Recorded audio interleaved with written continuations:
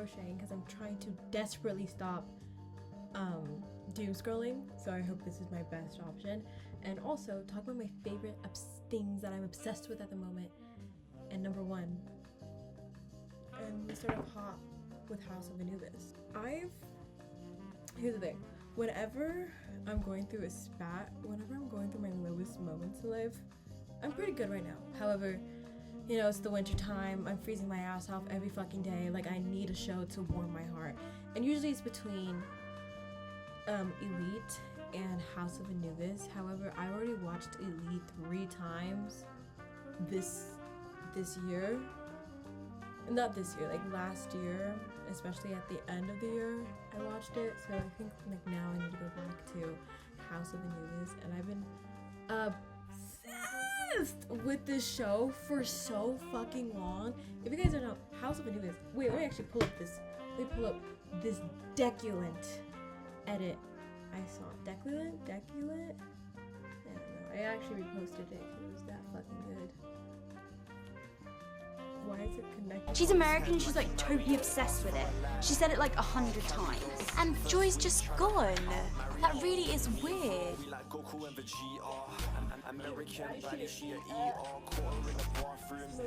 Hi, I'm Nina. I'm from America. Me and bro, we like Goku and Vegeta. American body, she a ER. Quarter in a bar. I love TikTok.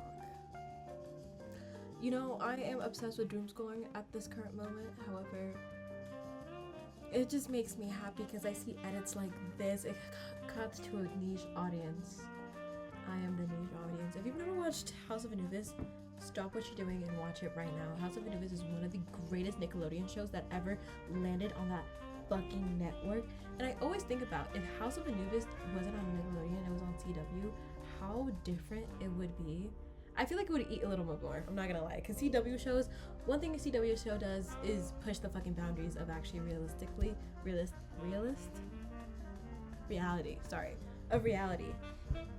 And that's something that Nickelodeon never did. Oh my god, this show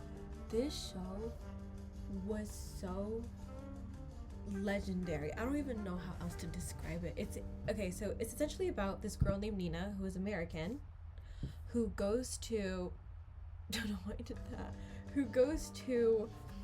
a school in England. And I just want to tell you this right now. My obsession with UK stemmed from this show, Zoella, Joe Suggs. That's only it.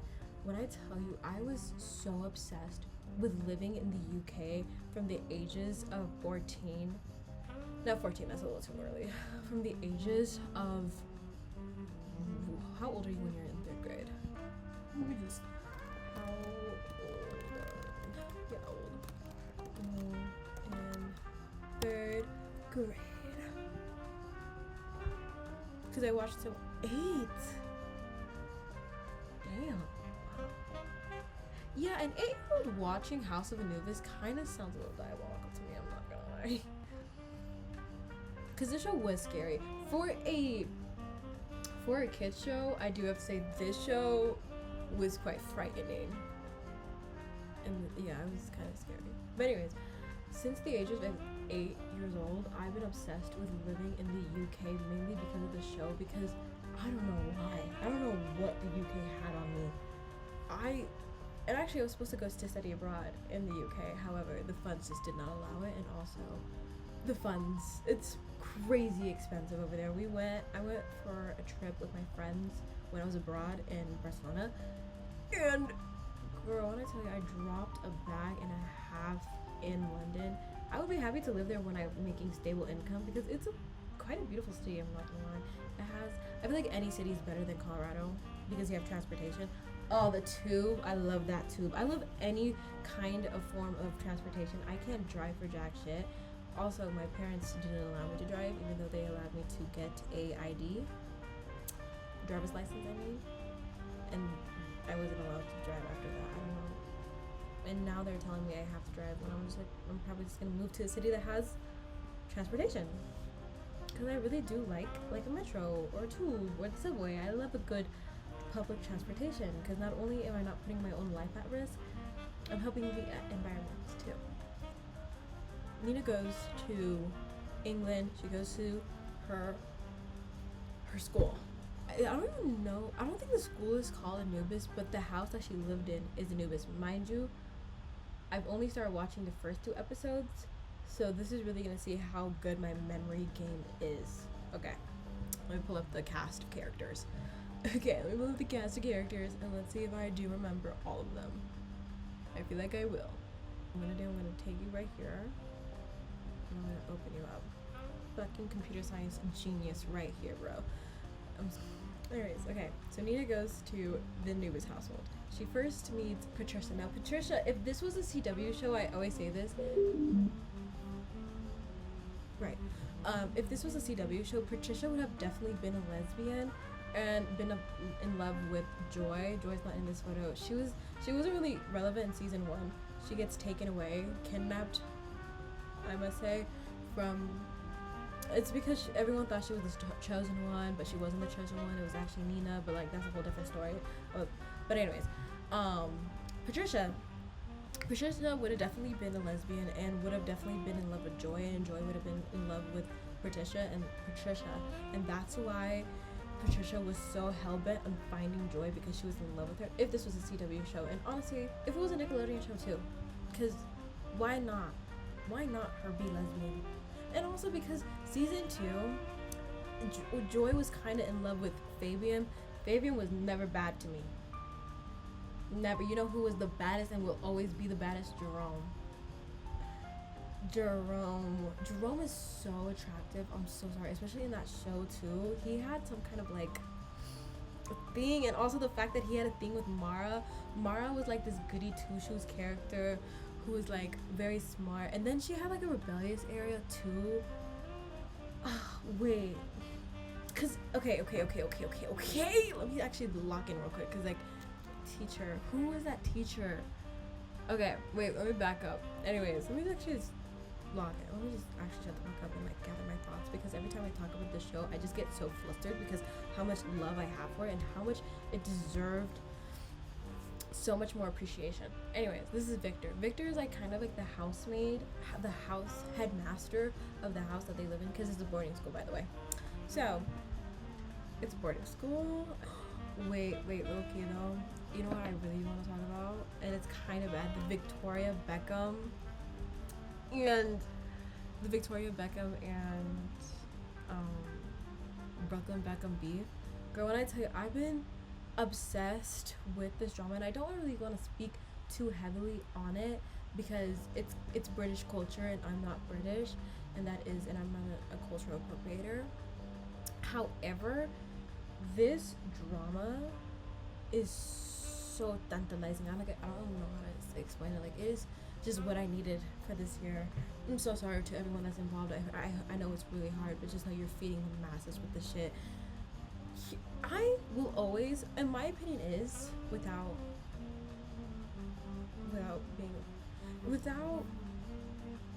getting a hater, without this bitch's father, this beautiful woman's actually father, because he has mob ties, hating on me. In my opinion, I will always be standing by the side of the Beckhams, mainly because I watched that trash ass film that she wrote, directed, starred in. Everything that she did, everything for this film except fucking proofread it. It's called Lola, right? No, Lola, like, what can I spell? Lola. Isn't it called Lola? Lola. Yeah, Lola. This film genuinely, first of all, I'm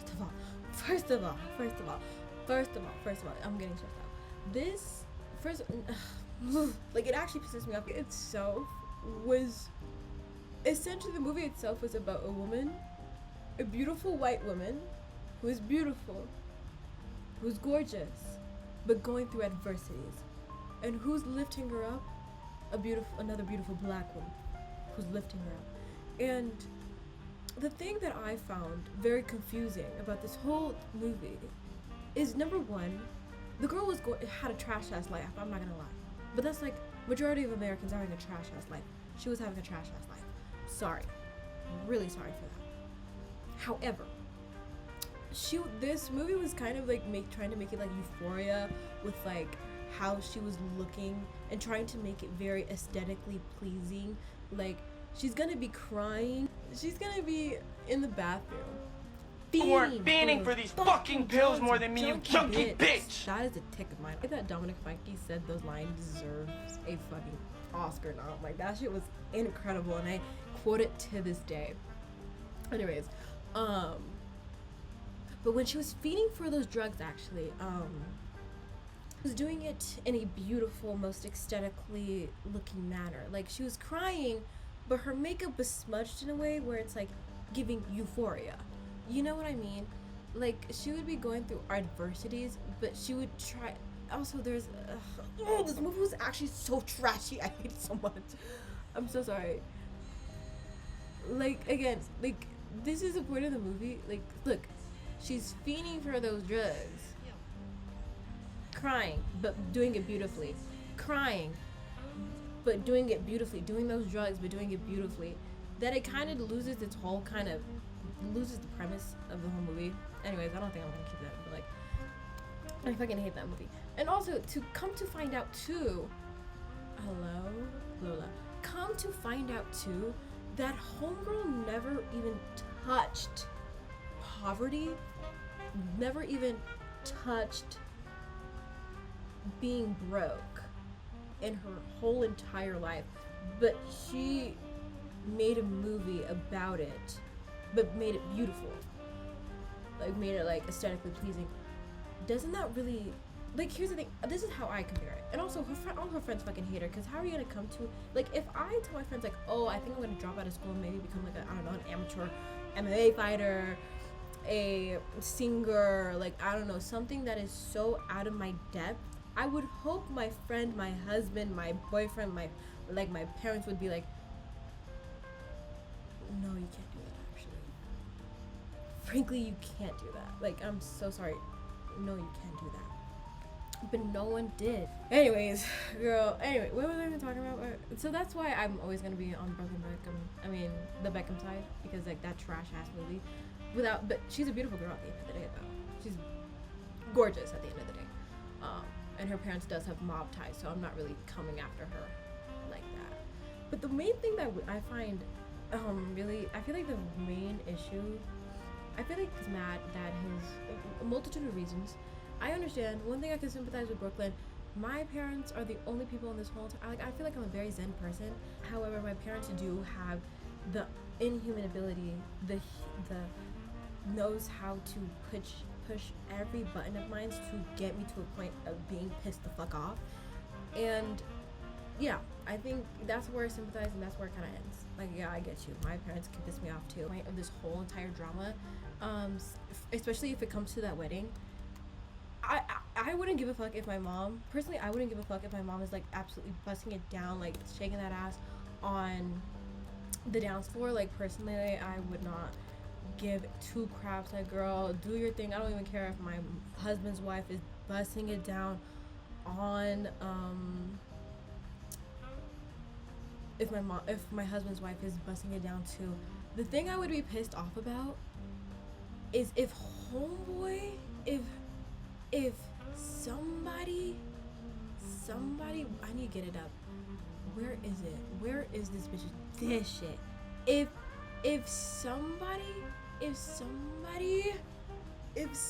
decides to wear a dress like this to my wedding, I would actually spaz out too. I would actually tweak the fuck out too. Because here's the thing, this dress looks like it was crafted. Like, this dress looks like it was picked up from Mount Olympus itself. It looks like the fabric was washed by nymphs in the river of Styx. That's how beautiful the fabric looks. It looks like it's melting off of her. It just looks inhuman. It looks immortal. Like, I don't know how to describe this dress. And yeah, I would be pressed too if I was Nicola Peltz and I saw this bitch pull up in her original dress, and that shit is 10 times better. Like, I'm sorry, 30 times better than the dress I fucking flicked up. And like, yeah, bitch, I will actually I would pop off too. But also, another thing off of this, I need to continue doing this. Also, I'm making a laptop cover that I'm now realizing might be a little short, but it's okay. For my computer, of course, for my computer. But anyways, so on like a real note, the whole situation low-key made me scared of having kids because I'm gonna be the mom when I have kids. Obviously, like I identify as a female, so I'm going to be the mom in the situation when I have kids. I made me realize the moms are always the ones that get the brunt of the disrespect in any kind of family fallout, because there's so many times where he mentioned like my mom did this and my mom didn't want to do this. Then where the fuck is your father then? Where the fuck is your father? Last time I checked, y'all in a 2-household name. Like, this is why I'm so afraid, because like I do see in my own life, like yeah, I do blame my mom for the majority of things, but I forgot, girl, there's another culprit on hand. It's your father. Like, I don't know. But yeah, that was my side spiel. I'm so sorry. I like that kind of like took 5 minutes, but I've been like keeping up with this drama. It's been so good, so good. Thank you for feeding us. I don't know how else to say it. Anyways, let's go back to House of Anubis. What was I talking about? Okay, so Victor. So weird. So Victor, he has this kind of thing. He's kind of obsessed with being young and being youthful and living forever. So he's on the hunt to find the fountain of youth, the elixir of youth. Which is the thing. I feel like that's what everyone does. When everyone like, I feel like whenever influencers drink like coconut cold, a turmeric shot, sea moss, I feel like that is the equivalent of the equivalent to a elixir of life, because it's gonna keep you healthy for a longer time. I would never do that because bitch, when it's tough, I'm not trying to live forever. I feel like genuinely 60 years on this god forbidden earth is enough for me. He's on the hunt to find, and he's been there for a while, and he's also, everyone that lives around the Anubis house is kind of included in this little, because he also runs a cult under the school. Again, this is a child's school. Becoming immortal. Anyways, so okay, let's actually go back to the cast himself. So Patricia thinks that Nina had something to do with Joy's disappearance. Fabian's like, Loki, Fabian's trying to hit, so he's like, yeah, it's okay, I like Nina, don't be mean to Nina. And then Nina sees this old lady, right, and she's like, let me help out this old lady, I think she's lost. So she goes, she helps her out, and then the old lady's like, ooh, I kind of fuck with your vibe. She gives her like this kind of like pendant thing that I would actually sacrifice my firstborn child for. Let me show you. Eye of Anubis. I think it's called the Eye of Anubis. The Eye of Horus? No, the Eye of Horus. This shit. Ooh, when I tell you I was obsessed with this cunty little thing. Ooh, it was so cool. And it's like a locket, and it opens up to Sarah's the old lady's when she was young. Anyway, she gives it to Nina. Nina's like, okay, thank you. And then Nina discovers that this pendant unlocks a lot of secrets in the house, and the whole entire show is basically a race between Nina, Fabian. This is Martha. What's her name? Is it Martha? Is it Meredith? Amber. That's crazy. That Amber. Her name is Amber. Amber joins. So it first started off with them two looking for the clues, and then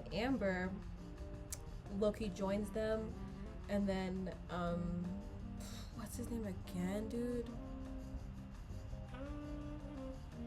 Alfie then joins them too, and they become like the little club of Anubis. This has a club, and they start looking for this cup. It's like kind of like the Holy Grail kind of looking thing. Let me see if I can look it up. Cup of Enki. Essentially, like, you get the elixir of life, you pour it in that bitch, you drink it, and then you get that shit unlocked. But the only qualms with this shit, you can find all of these materials because they all disconnect, and they're hidden in the house. However, the only person that can like assemble it right was Nina. But Victor thought it was Joy. But Joy is not. How much of a coincidence that Nina came into the school not knowing that she was the chosen one, and then was actually replacing the person that was suspected to be the chosen one, but actually she was the chosen one. I sound fucking nuts. I sound crazy. Anyways, let's talk about Mara and Jerome's beautiful fucking relationship. Actually, let me pull up some edits of this shit. This shit actually gets me so happy. This shit actually gets me so happy.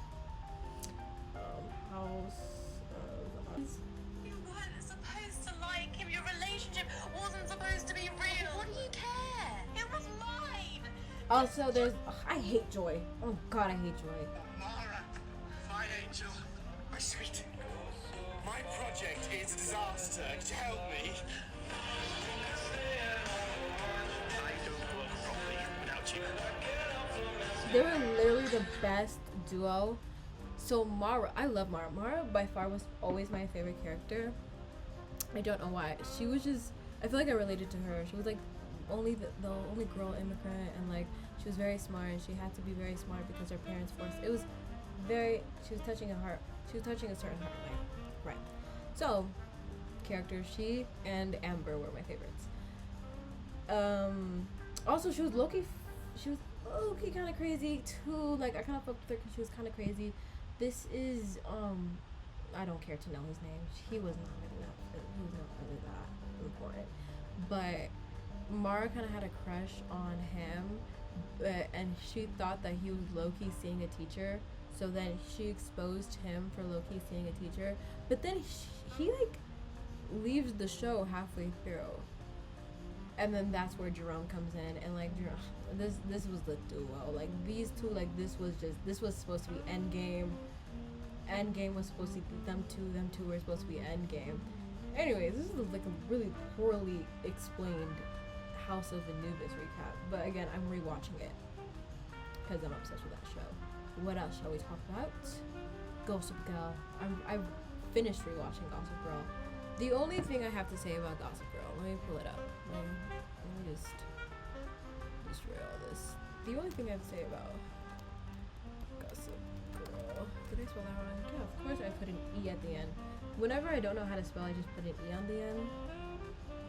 I'm not the smartest fucking person. Not the sharpest tool in the shed. But all I have to say about Gossip Girl, this is how the end game was supposed to go. Blair, Dan. I don't want to hear any complaints. They were teasing us since season 1, and they gave us one lousy season of them being together and then being off and on, and it was some bullshit. They should have been together, and they should have ended up together. Chuck in jail should have been Endgame. Jenny and leaving New York, yeah, that was a good Endgame. Serena and Nate, I really could give. Actually, I think, hot opinion, I think Vanessa and Nate kind of ate together. I liked it. I kind of liked that